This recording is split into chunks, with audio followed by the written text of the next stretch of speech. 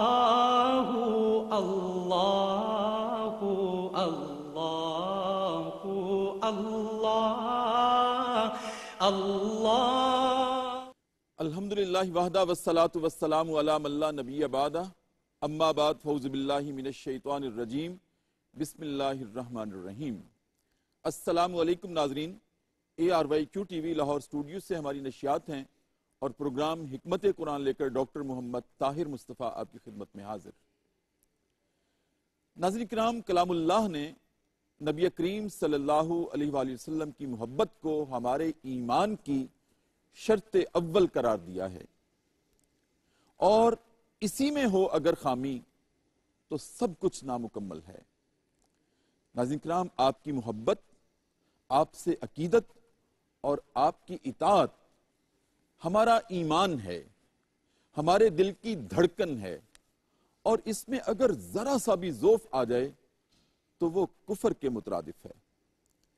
ناظرین کرام، غزوہ احد کے دوران کسی نے خبر اڑا دی کہ نبی محتشم صلی اللہ علیہ وآلہ وسلم اس دنیا سے رخصت ہو گئے ہیں۔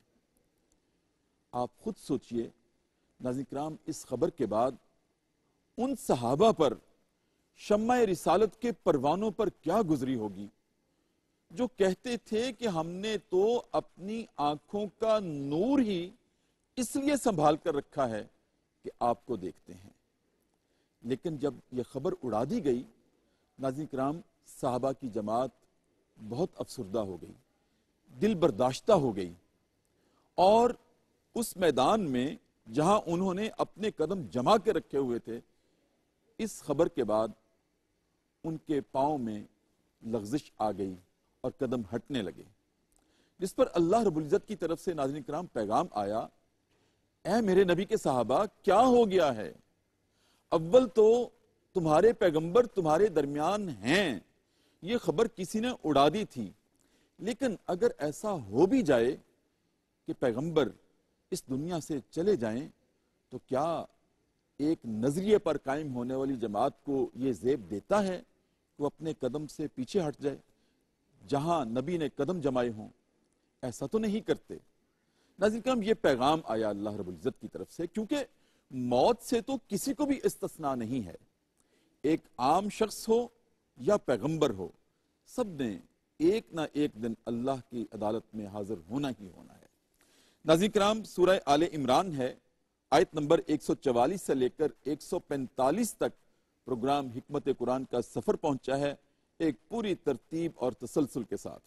ارشاد باری تعالیٰ ہے، بسم اللہ الرحمن الرحیم، وما محمد الا رسول قد خلت من قبلہ الرسل افإن مات او قتل انقلبتم علی اعقابکم ومن ینقلب علی عقبیہ فلن یضر اللہ شیئا وسیجزی اللہ الشاکرین۔ محمد صلی اللہ علیہ وآلہ وسلم تو اللہ کے رسول ہیں، ان سے پہلے بہت سے رسول گزر چکے ہیں، کیا اگر ان کا انتقال ہو جائے یا وہ شہید کر دیے جائیں تو تم اسلام سے اپنی ایڑیوں کے بل پھر جاؤ گے؟ اور اگر کوئی پھر بھی جائے تو وہ اللہ کا تو ہرگز کچھ بھی نہیں بگاڑ سکے گا، ان قریب اللہ شکر گزاروں کو نیک بدلہ دے گا۔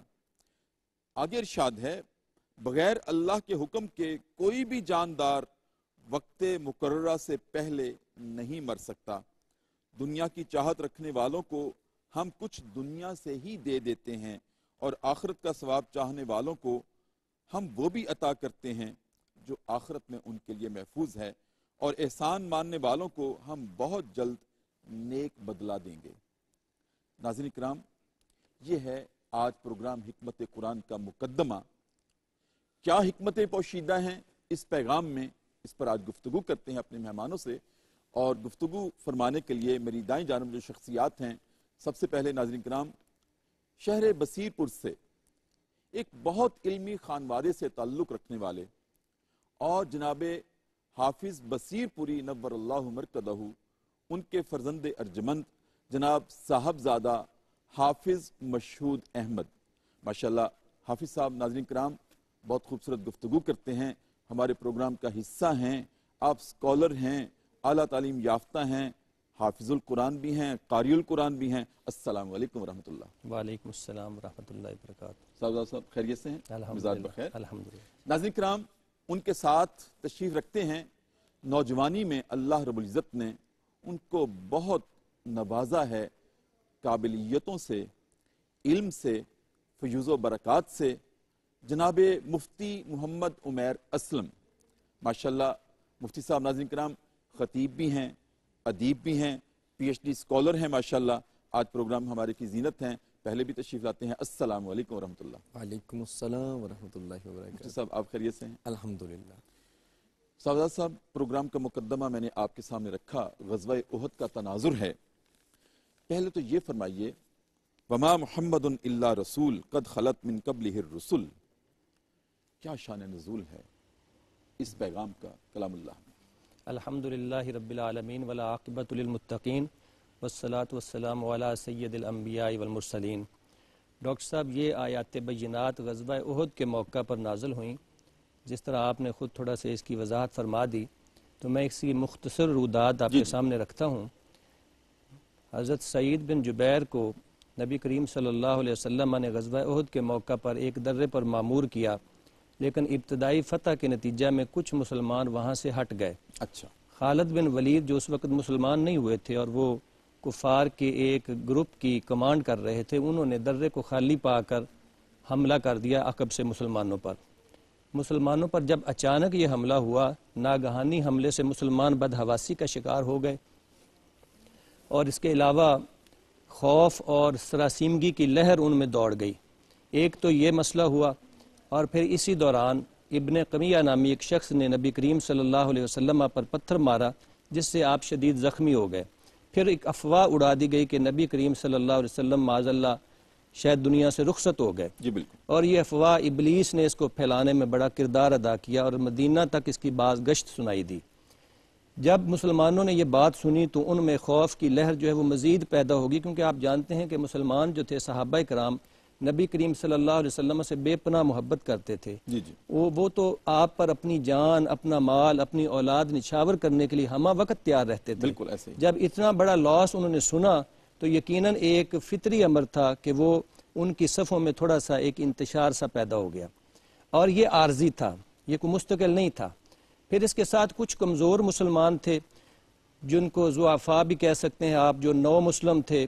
ان لوگوں نے جب اس صورتحال کو دیکھا تو عبداللہ بن ابی سے انہوں نے ریکویسٹ کی کہ تم ابو سفیان سے بات کر کے ہمارا کوئی امن کی ضمانت ہمیں دلوا دو۔ اچھا۔ ایک تیسرا گروہ منافقین کا تھا، وہ ویسے ہی مسلمانوں کے دشمن تھے اور وہ ہر وقت پہلے بھی پروپیگنڈا کرتے تھے۔ انہوں نے یہ پروپیگنڈا شروع کر دیا کہ دیکھو بھئی، تم کہتے ہو کہ ہمارے نبی تھے، اگر نبی ہوتے تو پھر وہ دنیا سے رخصت کیوں ہوتے، وہ قتل کیوں ہو جاتے، وہ شہید کیوں ہو جاتے؟ صحیح۔ تو لہٰذا وہ نبی نہیں تھے تو تم لوگ اپنے آباء و اجداد کے دین پر واپس آ جاؤ۔ یہ ایک دوسرا مسئلہ تھا۔ لیکن اس کے ساتھ ساتھ کچھ جانسار صحابہ بھی تھے جو ہر وقت نبی کریم صلی اللہ علیہ وسلم پر اپنی جان کو قربان کرنے کا جذبہ رکھتے تھے۔ انہوں نے بڑی مستقل مزاجی سے، بڑی ہمت کے ساتھ، بڑی استقامت کے ساتھ نبی کریم صلی اللہ علیہ وسلم کی حفاظت بھی کی، ڈیفنس میں کھڑے ہو گئے، اور ایک پروٹیکٹڈ شیلڈ جو ہوتی ہے نا وہ بن گئے، اور سرکار ایسے پھرتے تھے، ایسے پھرتے تھے۔ اس میں ایک دو کا ذکر ضروری سمجھتا ہوں تاکہ ناظرین کو پتہ چلے کہ حضور کے جانثار کس طرح حضور پر جان قربان کرنے کا جذبہ رکھتے تھے۔ حضرت انس بن نضر رضی اللہ تعالیٰ عنہ، یہ حضرت انس بن مالک رضی اللہ تعالیٰ عنہ کے چچا تھے۔ اچھا۔ ان کو جب یہ خبر ملی کہ نبی کریم صلی اللہ علیہ وسلم خدا نخواستہ رخصت ہو گئے تو انہوں نے کہا کہ اگر میرے آقا چلے گئے ہیں، اللہ کی راہ پر قربان ہو گئے ہیں، اسلام پر قربان ہو گئے ہیں، تو مجھے جینے کا کیا فائدہ؟ میں ان کے بغیر میری زندگی کا تو لطف ہی نہیں ہے۔ لہٰذا تلوار اٹھا کر وہ کفار پر پل پڑے، اور رستے میں ان کو حضرت سعد بن ابی وقاص ملے تو انہوں نے کہا کہ سعد، مجھے احد پہاڑ کی طرف سے جنت کی خوشبو آ رہی ہے۔ چنانچہ انہوں نے کفار کی صفوں پر حملہ کیا اور لڑتے لڑتے شہید ہو گئے۔ بے شمار لوگوں کو انہوں نے واصل جہنم کیا، اور خود بھی ان کی پورا جسم جو تھا وہ تقریباً زخموں سے چور چور ہو گیا، حتیٰ کہ ان کے جسم مبارک پر تقریباً 80 یا 83 کے قریب زخم لگے۔ ان کی لاش، ان کی ناش پہچانی نہیں جا رہی تھی۔ ان کی بیوی نے ان کی انگلی کے ذریعے، انگلی پر ایک تل تھا، اس سے ان کو پہچانا، اس کی شناخت کی۔ اسی طرح حضرت طلحہ رضی اللہ تعالیٰ عنہ آپ جو ہے نا جس طرح حاجی خانہ کعبہ کے گرد طواف کرتے ہیں تو یوں سمجھ لیں کہ جانے کعبہ کے گرد انہوں نے عشق کا طواف کیا اور اپنے جسم کو نبی کریم صلی اللہ علیہ وسلم کی ڈھال بنا دیا. یعنی وہ دائیں سے بائیں سے آگے سے پیچھے سے جدھر بھی وار ہوتا وہ اپنا جسم آگے کر دیتے, اپنا ہاتھ آگے کر دیتے اور اپنی جان یوں سمجھ لیں کہ انہوں نے آپ صلی اللہ علیہ وسلم پر نچھاور کرنے کا عملی مظاہرہ کیا. حتیٰ کہ ایک دفعہ وہ گر گئے اور حضرت صدیق اکبر رضی اللہ تعالیٰ عنہ نے ان کے چہرے پر پانی چھڑکا, ہوش میں آئے. تو اب ہوتا یہ ہے کہ اگر کسی کو زخم لگے تو ہوش میں آئے تو پہلے وہ یہ پوچھتا ہے کہ میرے ساتھ کیا ہوا, مجھے کہاں زخم لگا. لیکن ان کے ایمان پر قربان جائیں کہ جیسے ہی وہ ہوش میں آئے تو وہ کہتے ہیں کہ رسول اللہ صلی اللہ علیہ وسلم کا کیا حال ہے, کیا وہ سلامت ہے؟ تو حضرت صدیق اکبر رضی اللہ تعالیٰ عنہ نے کہا کہ بالکل وہ سلامت بھی ہیں اور تمہیں دعا دے رہے ہیں. چنانچہ حضرت طلحہ رضی اللہ تعالیٰ عنہ یہ بات سن کر اتنے خوش ہوئے اور کہا اگر حضور سلامت ہے تو انشاءاللہ ہمیں کوئی مشکل نہیں آئے گی. اسی طرح بے شمار صحابہ نے جانثاری کا مظاہرہ کیا. اب اس میں 3 طرح کے ڈاکٹر صاحب لوگ تھے. ایک تو منافقین تھے, ان کی تردید اللہ تعالیٰ نے کی, اور دوسرا جو راسخ العقیدہ مسلمان تھے ان کی تائید کی, اور جو نو مسلم لوگ تھے ان کی تنبیہ کی اور فرمایا وما محمد الا رسول, یہ محمد صلی اللہ علیہ وسلم جو ہیں یہ اللہ کے رسول ہیں, مطلب یہ خدا تو نہیں ہیں تو اللہ کے رسول. اور ان سے پہلے بھی بے شمار رسول آئے, نبی آئے, انہوں نے ایک مقررہ وقت جو ہے دنیا میں گزارا, یہ بھی ایک مقررہ وقت گزاریں گے اور پھر اپنے رفیق اعلیٰ کی طرف لوٹ جائیں گے. لہٰذا تم کو زیب نہیں دیتا کہ تم دین اسلام کو اس وجہ سے چھوڑ دو کہ آج وہ تمہارے درمیان میں موجود نہیں ہے, حالانکہ وہ موجود ہیں اور کل کو وہ نہیں بھی ہو سکتے. تو پھر کیا تم ایسا کرو گے, اپنے دین سے پلٹ جاؤ گے؟ تو یہ اللہ رب العزت نے اس آیہ مبارکہ کے ذریعے مسلمانوں کی ایک تربیت اور تعلیم فرمائی. بالکل ٹھیک, بہت خوبصورت آغاز کیا جناب صاحبزاد صاحب. مفتی صاحب آپ کی طرف حاضر ہوں. یہ وہی آیات بینات ہیں جب نبی کریم صلی اللہ علیہ وآلہ وسلم حقیقتاً دنیا سے پردہ فرما گئے تو حضرت عمر رضی اللہ تعالیٰ عنہ نے اپنی تلوار نیام سے نکال لی تھی. کون کہتا ہے محمد اس دنیا میں نہیں ہے؟ تو پھر یہ وہی آیات ہیں جو حضرت ابوبکر صدیق رضی اللہ تعالیٰ عنہ نے اپنے خطبے کے طور پر ان کے سامنے رکھا تھا کہ عمر کیا کرتے ہیں, ہر ایک نے جانا ہے. میں عرض کروں گا کہ آغاز جیسے صاحبزاد صاحب نے بہت خوبصورت کیا, آپ روشنی ڈالیے اس پر کہ محمد صلی اللہ علیہ وآلہ وسلم سمیت, جیسے میں نے عرض کیا کہ دنیا میں کسی شخص کو بھی استثناء نہیں ہے, موت ایک ایسی تلخ حقیقت ہے, ہر ایک نے جانا ہی جانا ہے. لیکن ایک امیر, اور امیر بھی اگر انبیاء ہوں اور انبیاء میں بھی اگر سرتاج انبیاء ہوں, تو کیا کسی جماعت کو آج بھی اسی نظریے پر قائم ہونے والی جماعت کو کیا یہ زیب دیتا ہے کہ اگر امیر نہیں رہے تو اس نظریے کو چھوڑ دیں؟ اس پہ آپ گفتگو فرمائیں گے, لیکن آپ کی اجازت سے وقفہ لے لوں اور وقفے کے بعد انشاءاللہ تفصیل سے پھر آپ کو سنتے ہیں. ناظرین کرام, پروگرام حکمت قرآن ہے اور غزوہ احد کا تناظر ہے, بہت خوبصورت روداد ہے, لیکن چونکہ وقفے میں ہمارے پروگرام کا دستور ہے کہ ہم دربار رسالت جایا کرتے ہیں اور بڑے ادب کے ساتھ, بڑی محبت کے ساتھ, آنکھوں کو جھکا کر چشم تصور میں روضہ اقدس کی جالیوں کو لا کر ایک مرتبہ اپنے نبی محتشم صلی اللہ علیہ وآلہ وسلم کی ذات اقدس پر درود کریم کا نذرانہ پیش کرتے ہیں اور واپس آتے ہیں. وقفے کے بعد ناظرین کرام دوبارہ آپ کی خدمت میں حاضر ARY QTV لاہور اسٹوڈیو سے ہماری نشریات ہیں اور پروگرام ہے حکمت قرآن, اور الحمدللہ آج یہ سفر پہنچا ہے پوری ترتیب اور تسلسل کے ساتھ سورہ آل عمران کی آیت نمبر 144 سے لے کر 145 تک, اور گفتگو فرما رہے ہیں جناب صاحبزادہ حافظ مشہود احمد اور جناب مفتی محمد عمیر اسلم. جی مفتی صاحب, میں نے عرض کیا تھا وقفے سے پہلے. الحمدللہ رب العالمین والصلاة والسلام علی سید الانبیاء والمرسلین وعلی آلہ واصحابہ اجمعین. ڈاکٹر صاحب, سب سے پہلے تو میں آپ کو مبارکباد پیش کرتا ہوں اور آپ کی پوری ARY QTV کی ٹیم کو مبارکباد پیش کرتا ہوں کہ ماشاءاللہ یہ تسلسل کے ساتھ آپ کا سفر سورہ آل عمران آیت نمبر 145 تک پہنچ گیا. اور الحمدللہ اس پروگرام کی جو خاصیت اور انفرادیت ہے پوری دنیا کے اندر, اور ماشاءاللہ جس کی وجہ سے یہ مقبول زمانہ پروگرام دن بدن بڑھتا چلا جا رہا ہے, وہ یہ کہ اس کی حکمتیں جو قرآن پاک سے ہمیں حاصل کرنے والی ہیں وہ آپ امت کے سامنے رکھ رہے ہیں. اللہ آپ کے علم و فضل میں ARY QTV کے دن اللہ تعالیٰ برکتیں عطا فرمائے. سر جیسا کہ سوال کیا گیا اس میں کہ کیا جس نظریے کے اوپر کسی جماعت کو قائم کیا جائے اس نظریے کا جو امیر ہے بانی ہے اگر وہ اس دنیا سے رخصت ہو جائے تو کیا وہ جماعت بھی ختم ہو جائے گی, کیا وہ نظریہ بھی ختم ہو جائے گا؟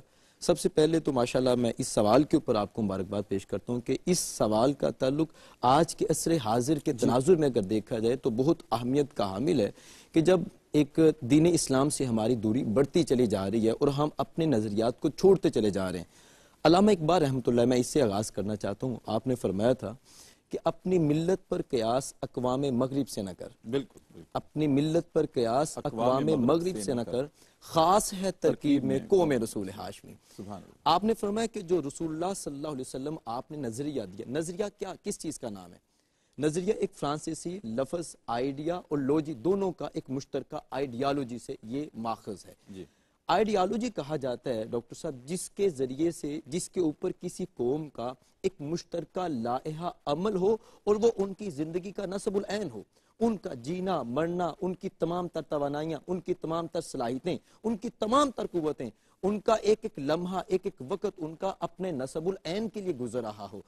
حضور نبی اکرم صلی اللہ علیہ وسلم آپ نے جو نظریہ دیا ہمیں, آپ نے جو ہمیں لائحہ عمل دیا, مشترکہ جو کچھ بھی آپ صلی اللہ علیہ وسلم نے ہمیں اصول اور قوانین دیے, سر اس کی خاصیت یہ ہے کہ یہ حضور نبی اکرم صلی اللہ علیہ وسلم آپ کی کوئی اپنی ذاتی ایجاد نہیں تھی. بالکل ٹھیک. یہ نظریہ جو علامہ اقبال نے فرمایا خاص ہے ترکیب میں قوم رسول ہاشمی, یہ کیا تھا؟ یہ ایک الہامی نظریہ تھا جو کہ اللہ تعالیٰ کی طرف سے ہمیں ملا تھا. اور اس میں جیسا کہ صاحبزادہ صاحب نے بہت پیاری گفتگو فرمائی اور آپ نے بھی ماشاءاللہ مقدمے میں اس کا ذکر کیا.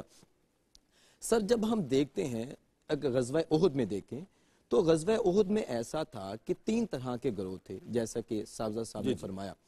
اس میں جو پھر جانے والے لوگ تھے جن کے اندر ایک لغزش پیدا ہو گئی تھی اور جو یہ سمجھ رہے تھے کہ اب رسول اللہ صلی اللہ علیہ وسلم آپ کا انتقال ہو گیا ہے, جس طرح کہ ان کو خبر ملی تو اب ہمیں اب جنگ کرنے کا کوئی فائدہ نہیں ہے, اس لیے ہمیں پھر جانا چاہیے. لیکن سر یہ وہ لوگ تھے جو نو مسلم تھے, جن کا ابھی ایمان مضبوط نہیں تھا اور جو نئے جو ابھی اسلام قبول کیے تھے. جبکہ اس کے علاوہ بہت سارے صحابہ کرام وہ تھے جو کہ ثابت قدم تھے.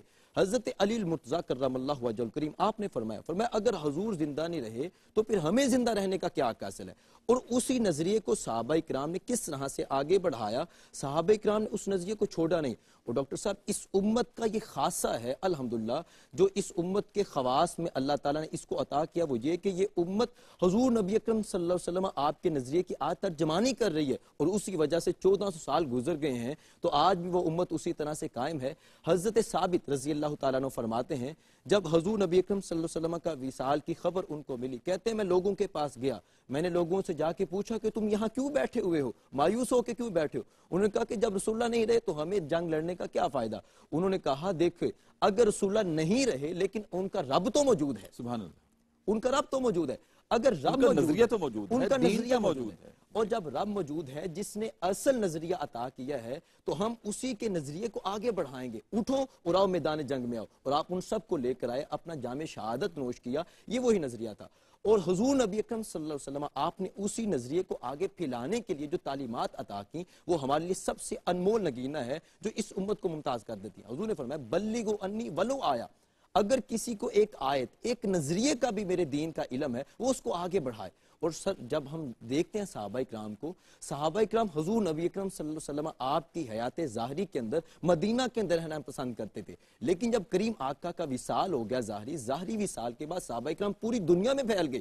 آج ہم دیکھتے ہیں ورلڈ لیول کے اوپر سر کسی کی چین سے آپ کی کسی کا روزہ ہے, کسی کا ایک ایران میں ہے, افغانستان میں ہے, ایک برے صغیر میں ہے, پوری دنیا میں یورپ کنٹریز میں صحابہ اکرام پھیل گئے. اس کی وجہ کیا تھی؟ وہ حضور نبی اکرم صلی اللہ علیہ وسلم آپ کے نظریات کی ترجمانی کے لیے پوری دنیا میں پھیل گئے کہ جو ہمارے آقا نظریات لے کر آئے تھے ان کو پوری دنیا میں پھیلانا ہے. اور علامہ اقبال رحمۃ اللہ آپ نے فرمایا ہر لہجہ ہے مومن کی نئی آن نئی شان. اور گفتار میں، کردار میں اللہ کی برہان، یہ اللہ کی برہان حضور نبی اکرم صلی اللہ علیہ وسلم آپ کے ماننے والے ہیں اور جو ان نظریات کو آگے پھیلا رہے ہیں۔ اور انہی حالات کے پیش نظر جو ہمارے ابھی کمزور مسلمان ہیں عقائد کے اعتبار سے، اعمال کے اعتبار سے، انہیں یہ بات اپنے ذہن نشین رکھنی چاہیے، اور یہ سامعین تک پیغام بھی ہے کہ ہم حضور نبی اکرم صلی اللہ علیہ وسلم کے ایسے امتی ہیں جن کا فرمان یہ ہے حیاتی خیر لکم و مماتی خیر لکم، صحیح بخاری شریف کے حدیث مبارک ہے، حضور نے فرمایا میری زندگی بھی تمہارے لیے بہتر ہے اور میری وصال بھی، ظاہری وصال بھی بہتر ہے۔ اور دوسری ایمان افروز حدیث مبارکہ، حضور نے فرمایا ان اعمالکم یورد علیہ، حضور نے فرمایا تمہارے جو اعمال ہیں وہ میرے اوپر پیش کیے جاتے ہیں۔ حضور نبی اپنی امت کے ساتھ جو تعلق ہے وہ تسلسل کے وہ ساتھ، تسلسل کے ساتھ لمحہ بلمحہ ہے۔ ہم جو درود کریم پڑھتے ہیں، جی، وقفے میں جو ہم درود کریم پڑھتے ہیں، یہ ویسے جو پڑھتے ہیں، یہ بھی اس پروگرام تو کی بار بار خاصیت ہے۔ پہنچتا ہے، جی جی، اور وہی حضور فیوز و برکات وہ پوری آپ صلی دنیا اللہ میں علیہ وسلم، اور خاص طور پر ہمارے پروگرام کا حصہ جی جی، اور سر حضور نے پھر ارشاد فرمایا تمہارے اعمال پیش کیے جاتے ہیں، فرمایا جب اچھے اعمال پیش کیے جاتے ہیں تو مجھے خوشی ہوتی ہے، اگر برے اعمال پیش کیے جاتے ہیں تو میں تمہاری مغفرت کی اللہ کی بارگاہ میں دعا کرتا ہوں۔ یہ ہمارے آقا کا اپنے امت کے ساتھ ایک تعلق ہے، اس وجہ سے وہ نظریہ بھی قائم ہے، وہ امت بھی قائم ہے، اور انشاءاللہ اسلام کی فطرت میں قدرت نے لچک دی ہے، یہ اتنا ہی ابھرے گا جتنا کہ دبائیں گے، عالم کفر لاکھ سازشیں کر لے لیکن انشاءاللہ یہ اسلام دن بدن یہ نظریہ قائم رہے گا تا قیامت قائم رہے گا۔ بہت خوبصورت مفتی صاحب، کیا بات ہے، ماشاءاللہ۔ صاحب دیکھیں جوانی میں اللہ رب العزت نے کتنا علم عطا کیا ہے، ماشاءاللہ۔ ہاں جی، ثابت قدم رہنا ایک بنیادی اصول ہے میدان جہاد میں بھی اور ایک نظریے پر قائم رہنے میں بھی۔ ثابت قدمی کیا تقاضے ہوتے ہیں، کیسے ثابت قدمی کو ہم پروان چڑھا سکتے ہیں؟ ڈاکٹر صاحب قرآن مجید فرقان حمید میں اللہ تعالیٰ نے جو اس کے خاص بندے ہیں ان کی نشانی بتائی ہے کہ ان الذین قالوا ربنا اللہ ثم استقاموا، یعنی یوں سمجھ لیں کہ ایمان کے لیے ریکوائرمنٹ ہے کہ وہ ثابت قدم بھی رہے، استقامت رہے، اور اگر وہ استقامت پہ رہے گا تو پھر اللہ کی نصرت بھی آئے گی۔ وجاہدوا فی سبیل اللہ حق جہادی، اللہ کی راہ میں اس طرح جہاد کرو جیسا جہاد کرنے کا حق ہے، یعنی جب آپ اس حق کو سامنے رکھتے ہیں تو پھر یقیناً آپ تصور نہیں کر سکتے کہ آپ کم ہمتی کا مظاہرہ کریں، آپ میدان سے بھاگنے کا مظاہرہ کریں، یا آپ کوئی بھی کمزوری دکھائیں، کیونکہ آپ کا پھر اللہ پر توکل ہوتا ہے، اور جب توکل جو ہے وہ درجہ کمال تک پہنچتا ہے تو پھر اللہ فرماتا ہے وَمَن يَتَّقِ اللَّهَ يَجْعَل لَّهُ مَخْرَجًا، جو مجھ پر توکل کرتا ہے میں اس کے لیے مخرج بناتا جاتا ہوں۔ وجاہدوا فی سبیل اللہ حق جہادی کی میں نے بات کی۔ اب یہاں پر آپ دیکھیں کہ غزوہ احد کے موقع پر جو راسخ العقیدہ مسلمان تھے انہوں نے عملی طور پر اس چیز کا مظاہرہ کیا اور ثابت کیا کہ ہم جو ہے نا وہ کس طرح جہاد کی صورت میں اور اپنی نبی کریم صلی اللہ علیہ وسلم کے ساتھ ایک ساتھ دینے کی صورت میں کس طرح ہم استقامت پر کھڑے ہیں، اور ان کو پتہ تھا کہ جو ہمارا امیر ہے، جو ہمارا جس کی ہم اطاعت کر رہے ہیں، ہم نے اس کے ساتھ کھڑا ہونا ہے۔ ہمارے جسم میں اگر خون کا ایک قطرہ بھی باقی ہے تو ہم نے یہ جذبہ رکھنا ہے کہ اپنے امیر پر اس کو قربان کرنا ہے۔ ہماری زندگی کی ایک سانس بھی اگر باقی ہے تو ہم نے یہ جذبہ رکھنا ہے کہ اس سانس کو ہم نے آخری دم تک رسول اللہ صلی اللہ علیہ وسلم پر قربان کرنے کے لیے تیار رہنا ہے۔ وہ کہتے ہیں نا، علامہ اقبال نے یہ کہا تھا کہ یہ شہادت گہ الفت میں قدم رکھنا ہے، لوگ آسان سمجھتے ہیں مسلمان ہونا۔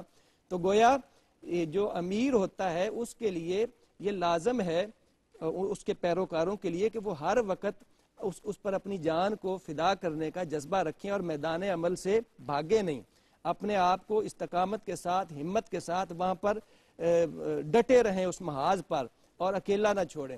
صحابہ کرام نے اس کا عملی مظاہرہ کیا۔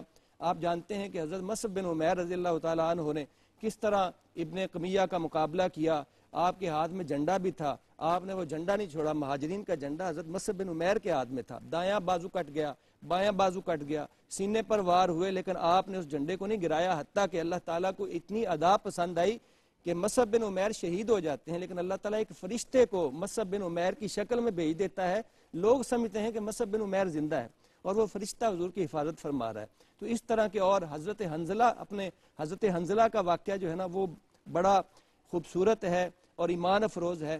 آپ جو ہیں وہ اس دن آپ کی شادی ہوئی تھی، غزوہ احد کی جو رات تھی وہ آپ کی شب زفاف کی رات تھی کہہ لیں، تو آپ اپنی زوجہ کے ساتھ پیار اور محبت کی باتیں کر رہے تھے کہ اچانک مدینہ کی گلیوں سے آواز آئی الرحیل الرحیل، کہ تیاری کر لو، نبی کریم صلی اللہ علیہ وسلم نے، اسلام نے پکارا ہے۔ تو آپ نے اپنی زوجہ سے کہا کہ چونکہ اللہ کا حکم ہے یا ایھا الذین آمنوا استجیبوا للہ وللرسول اذا دعاکم، جب اللہ اس کا رسول پکارے تو فوراً بلا تعمل فوراً اس کی طرف رجوع کرو. تو اب چونکہ اللہ اور اس کے رسول کی آواز آ گئی، لہٰذا میں جو ہے اب میدان جہاد میں جانا چاہتا ہوں. ان کی بیوی جو ہے وہ بھی بڑی وفا شعار تھیں. انہوں نے جب چہرے کا رنگ بدلتے ہوئے دیکھا جی تو صحابیہ تھیں، تو کہنے لگی حنظلہ کچھ کہنا چاہتے ہو، کہتے کیوں نہیں ہو؟ کہتے کیوں نہیں ہو؟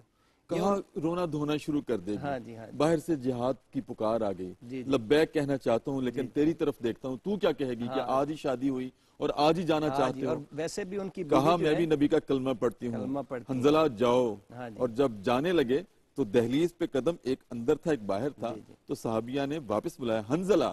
تو حنظلہ کہتے ہیں میں سمجھا کہ شاید مجھے اس لیے واپس بلایا ہے کہ ہمت نہیں ہو رہی بھیجنے کی. جی جی تو پیچھے مڑ کے دیکھا تو صحابیہ نے کہا حنظلہ میری وجہ سے واپس آنے کی کوشش نہ کرنا. جی جی بالکل ایسے ہی ہے. میں اللہ کی بارگاہ میں ایک پہلی رات جی اپنے شوہر کو قربان کرنے والی صحابیہ بن کر نبی کی پیش ہونا چاہتی ہوں. سبحان اللہ، کیا بات ہے. اور ویسے بھی ڈاکٹر صاحب وہ بی بی اللہ تعالیٰ ان پر کروڑوں رحمتیں نازل فرمائے کہ وہ اپنا گھر چھوڑ کے آئی تھی، اپنے ماں باپ چھوڑ کے آئی تھی، اپنے رشتہ دار چھوڑ کے آئی تھی، اور وہ اس کی پہلی رات تھی. اور آپ جانتے ہیں کہ پہلی رات کتنی امپورٹنٹ ہوتی ہے. لیکن اس وفا شعار بیوی کا جذبہ دیکھیں کہ انہوں نے بھی یہ نہیں کہا کہ آپ رک جاؤ، بلکہ ان کو مزید جو ہے نا وہ سپورٹ کیا کہ آپ جائیں اور میری وجہ سے انشاءاللہ واپس آنے کی میری کوشش وجہ نہ سے کرنا. واپس نہ آئے. اگر آپ شہید ہو جاتے ہیں تو مجھے اس میں فخر ہوگا کہ روز قیامت مجھے حنظلہ کی بیوی کے طور پر، ایک شہید کی بیوی کے طور پر کھڑا کیا جائے گا. چنانچہ پھر حضرت حنظلہ نے بہادری کا مظاہرہ کرتے اور ہوئے شہید ہوئے. ہاں جی اور شہید ہوئے، غسیل الملائکہ ہوئے. غسیل الملائکہ ہوئے. سبحان اللہ، بہت خوبصورت. ناظرین کرام، پروگرام حکمت قرآن ہے. بہت کیفیت طاری ہو گئی ہے حضرت حنظلہ کی بات سے کہ یا رسول اللہ ہم نے اپنی آنکھوں کے سامنے حضرت حنظلہ کو تڑپتے ہوئے دیکھا ہے، ان کی لاش نہیں مل رہی. تو نبی کریم صلی اللہ علیہ وسلم نے کہا میرے صحابہ توقف کرو، ان درختوں کی اوٹ میں ملائکہ حضرت حنظلہ کو غسل دے رہے ہیں. کیا رتبہ ہے، کیا فضیلت ہے صحابہ کی کہ نبی محتشم صلی اللہ علیہ وسلم کا نام لیوا اور ان پر جان فدا کرنے والے اور ان کے غسل کے لیے آسمان سے فرشتے اتر رہے ہیں. وقفہ ہے پروگرام حکمت قرآن میں، اور وقفے میں ایک مرتبہ پھر ہم اپنے نبی محتشم صلی اللہ علیہ وسلم کی بارگاہ میں جائیں گے اور ایک مرتبہ درود کریم کا نذرانہ پیش کر کے واپس آتے ہیں. پھر بعد ناظرین کرام دوبارہ آپ کی خدمت میں حاضر ARYQ TV لاہور اسٹوڈیو سے ہماری نشریات ہیں اور پروگرام ہے حکمت قرآن. اور الحمدللہ آج یہ سفر پہنچا ہے سورہ آل عمران کی آیت نمبر 144 سے لے کر 145 تک. مفتی صاحب، کوئی شخص، کوئی ذی روح اپنے وقت مقررہ سے پہلے، کلام اللہ میں انہی آیات میں ارشاد ہے، مر نہیں سکتا، دنیا سے رخصت نہیں ہو سکتا، اس کا انتقال نہیں ہو سکتا. ایک وقت طے ہے. کسی نے کیا خوب کہا ہے، جو بھی دل میں بات ہے اظہار کر، جو بھی دل میں بات ہے اظہار کر، حوصلہ کر وقت سے پہلے قضا آتی نہیں. لیکن یہ تو فیصلہ ہے اللہ رب العزت کا کہ انسان کی زندگی کا وقت مقرر ہے اور موت کا بھی وقت مقرر ہے. لیکن بعض اوقات ہم موت کے ڈر سے بھاگتے ہیں اور جگہ تبدیل کرتے ہیں. کیا یہ ایمان کی کمزوری کی علامت ہے یا کہ اس میں بھی کچھ حکمتیں رکھی ہیں شریعت میں؟ مثلا طاعون کی بیماری ہے جی تو وہاں سے لوگ چلے جاتے ہیں، جی موت نہ آ جائے. جی کیا کہیں گے، شریعت کا کیا حکم ہے؟ قبلہ ڈاکٹر صاحب، سب سے پہلے تو ماشاءاللہ جب آپ گفتگو کر رہے تھے تو آپ کی آنکھوں میں آنسوؤں کے موتی دیکھ رہا تھا تو ایمان کو تازگی مل رہی تھی اور دل میں خیال پیدا ہو رہا تھا کہ آج ہم اس کو بیان کر رہے ہیں، سن رہے ہیں تو ہمارے اوپر ایسی کیفیت طاری ہو رہی ہے اور صحابہ اکرام کے اوپر وہ کیسا منظر ہوگا، کیسی حالت ہوگی جنہوں نے ان کیفیات کے اندر سے دین اسلام کی سربلندی کے لیے وقت گزارا ہے اور قربانیاں پیش کی ہیں. جیسا کہ سر ابھی آپ نے فرمایا اس حوالے سے کہ ہم موت کے ڈر سے بھاگ رہے ہوتے ہیں، اور اس کا ایک دوسرا پہلو اس طرح سے بھی ہے کہ بعض اوقات ہم حالات کے اندر، مصائب کے اندر، مشکلات کے اندر اس قدر ہم پھنس جاتے ہیں کہ ہم موت کی تمنا کر رہے ہوتے ہیں. ہاں یہ بھی سر یہ دو انتہائیں ہیں، جی ایک اس طرف انتہا ہے، ایک اس طرف انتہا ہے. میں دونوں کے اوپر کلام کرنا چاہوں گا. ارشاد. دین اسلام کا یہ خاصہ ہے الحمدللہ جو دین اسلام کی تعلیمات ہیں، اور اس پروگرام کا جو خاصہ ہے، اس پروگرام کے ذریعے سے ایک جدید اور حقیقی جو اسلام کا پیغام ہے وہ امت تک پیغام منتقل کیا جا رہا ہے. الحمدللہ. یہ الحمدللہ اگر ہم دیکھتے ہیں حضور نبی اکرم صلی اللہ علیہ وسلم، سنن ابو داؤد کی روایت ہے، آقا کریم صلی اللہ علیہ وسلم نے فرمایا کہ بدفعلی کسی چیز کا نام نہیں ہے، اس کی کوئی حقیقت نہیں ہے. بدگمانی اپنے ذہن میں کسی بھی چیز کے بارے میں پیدا کر لینا، ولا طیرہ ولا حامہ. حضور نبی اکرم صلی اللہ علیہ وسلم نے آپ نے واضح طور پہ فرمایا کہ اگر کوئی یہ سمجھتا ہے کہ بیماری ایک سے اڑ کر دوسرے کو لگ جاتی ہے، فرمایا ایسا حقیقت کے ساتھ کوئی تعلق نہیں. اور ہم اسی طرح سے کرتے ہیں، ہم مریضوں سے، ہم بیماروں سے، ہم غربا مساکین سے نفرت اس کرتے وجہ ہیں، سے نفرت کیا اور دوری اختیار کرتے ہیں. دوری اختیار کرتے ہیں. سر یہاں پہ ایک بڑا اہم پیغام میں دینا چاہوں گا. حضور نبی اکرم صلی اللہ علیہ وسلم، ہم تعلیمات کو بیان کرتے ہیں، احادیث کو بیان کرتے ہیں، لیکن کاش کہ ہم ان کی ڈیپتھ میں بھی جا کر دیکھتے تو پھر ہمیں حضور نبی اکرم صلی اللہ علیہ وسلم آپ کے جو واقعات ہیں وہ صرف ایمان کو تازگی بخشنے کے لیے نہیں بلکہ زندگی کا ایک ایک گوشہ ہمارے لیے ایک زندگی گزارنے کے حوالے سے ہمیں سبق دیتا ہے. کریم آقا صلی اللہ علیہ وسلم، صحیح بخاری شریف کے حدیث مبارک ہیں، وہ معجزات بڑے بیان کیے جاتے ہیں کہ کریم آقا صلی اللہ علیہ وسلم آپ کے پاس ایک پیالہ دودھ کا آیا اور 70 صحابہ اکرام نے اس کو پی لیا. سر یہ ایک معجزہ تھا، لیکن اس کو یہ بھی تو دیکھنا چاہیے 70 صحابہ اکرام پی رہے ہیں لیکن سب سے آخر میں کریم آقا صلی اللہ علیہ وسلم آپ سب کا جھوٹا پی رہے ہیں، اور ہم ایک دوسرے کے جھوٹے کو گوارا نہیں کرتے کہ اس سے جراثیم مجھے لگ جائیں گے. ہمارے آقا کی یہ سنت اور یہ سیرت ہے. اس طرح سے ایک تو یہ جو انتہا یہ سمجھی جاتی ہے کہ کہیں میں مر نہ جاؤں، کہیں مجھے کچھ ہو نہ جائے، اور اللہ کے پاک قرآن اصل میں یہ ہماری اصل دین اسلام کی تعلیمات کے سے آگاہی کی کمزوری ہے، کمی ہے.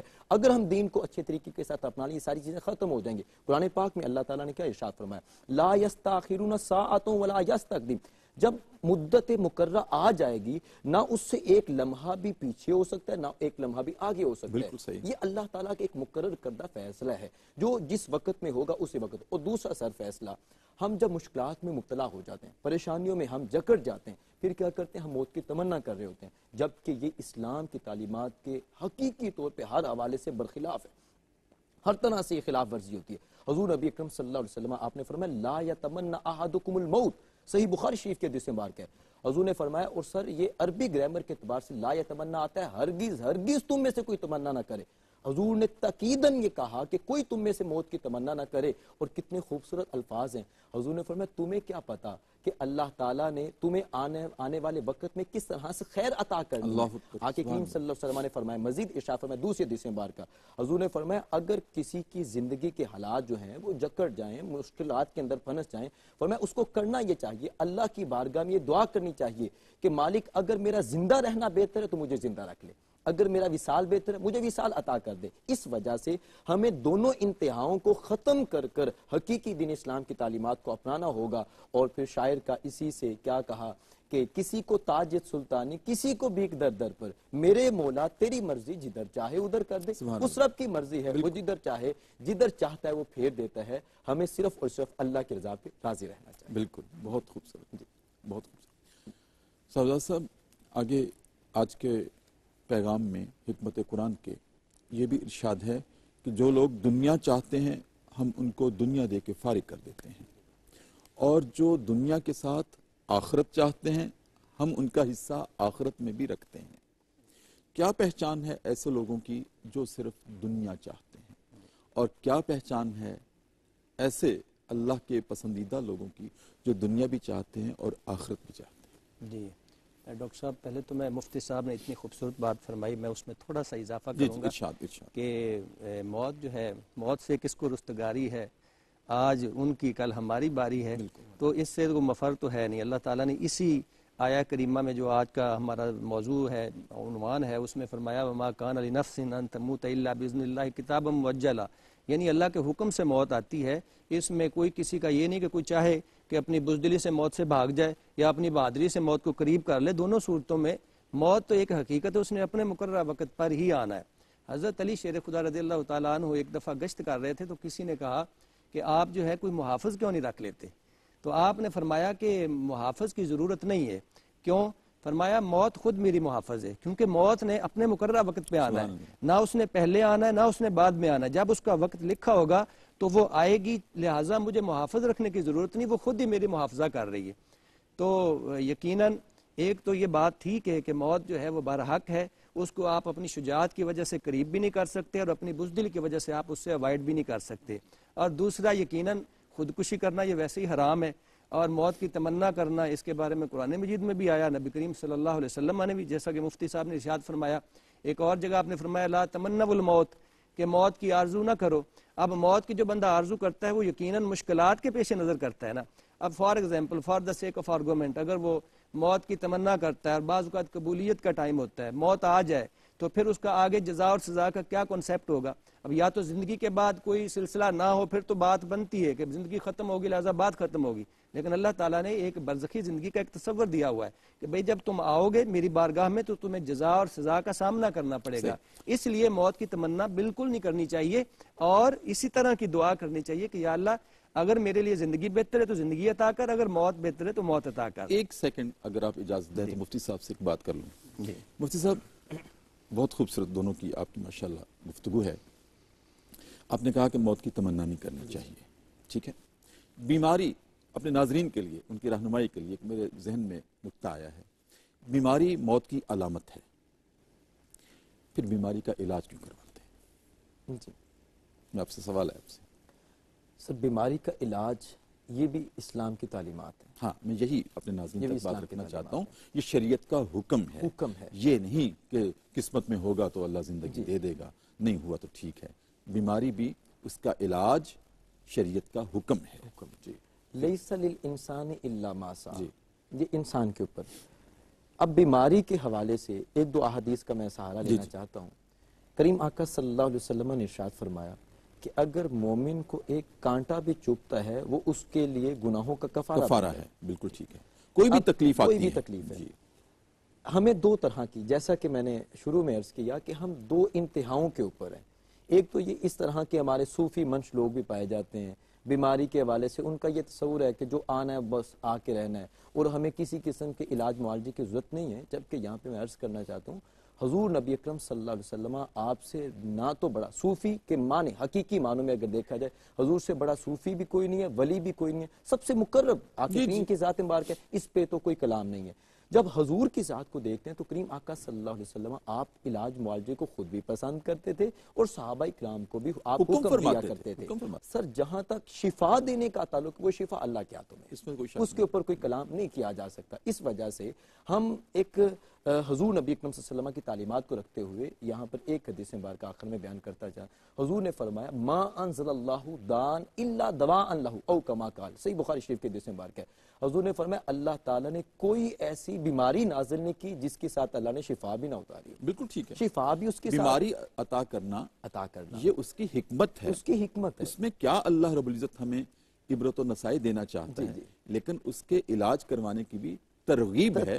یہ تمہاری زندگی کا حق ہے کہ اس کی حفاظت کرو. اس کی وَلَا تُلْقُوا بِأَيْدِيكُمْ إِلَى التَّهْلُكَةِ، اللہ کا قرآن ہے کہ جان بوجھ کر انسان اپنے آپ کو ہلاکت میں نہ ڈالے. یہ انسان اگر ڈالتا ہے تو یہ حرام کا ارتکاب کر رہا ہوتا ہے. تو اس وجہ سے ہمیں اپنی صحت کا بھی خیال کرنا چاہیے. اور یہاں پر میں پروگرام کے ذریعے سے پیغام دینا چاہوں گا نوجوانوں کے لیے، ینگسٹر کے لیے، وہ تمام تر اشیاء جو انسان کی صحت کے لیے نقصان دہ ہیں، اپنی صحت کا خیال کرنا ان کے اوپر لازم ہے. اور ایسے چیزوں کی طرف ہاتھ بڑھانا، میں جنرلی بات کر رہا ہوں، ایک کیٹیگری اگر دیکھیں وہ چاہے ڈرگز کے ساتھ تعلق ہو چاہے پریکٹیکل لائف کے ساتھ تعلق ہو، ہمیں اپنی صحت کا خیال کرنا چاہیے. یہ بھی دین اسلام کا حصہ ہے، اپنے آپ کو پرفیکٹ رکھنا. سادہ صاحب وہ سوال باقی ہے لیکن منٹ میرے پاس مجھے بتایا گیا صرف ایک ہے، آپ میرا حصہ بھی آپ لے لیجئے گا اور اس پہ گفتگو فرمائیں. میں اس کو کنکلوڈ کرتا ہوں. اللہ رب العزت نے فرمایا کہ من کان یرید ثواب الدنیا نؤتہ منہا ومن کان یرید ثواب الآخرۃ نؤتہ منہا.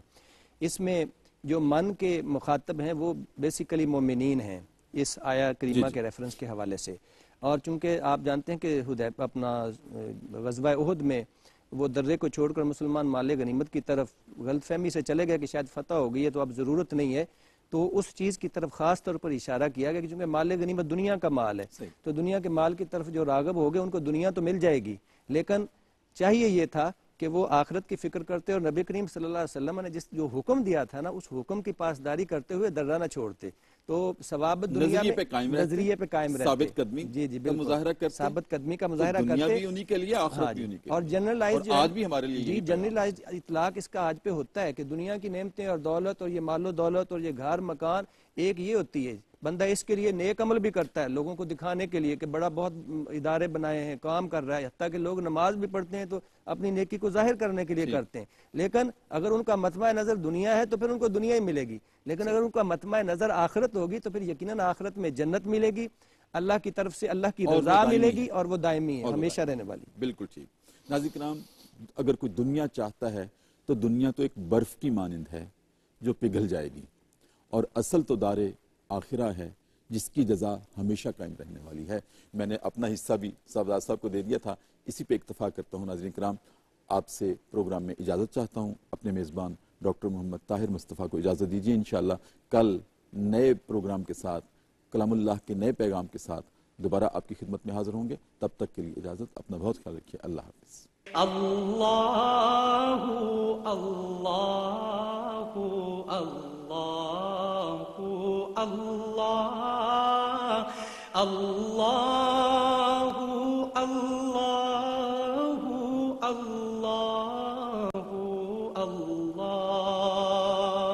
اللہ اللہ اللہ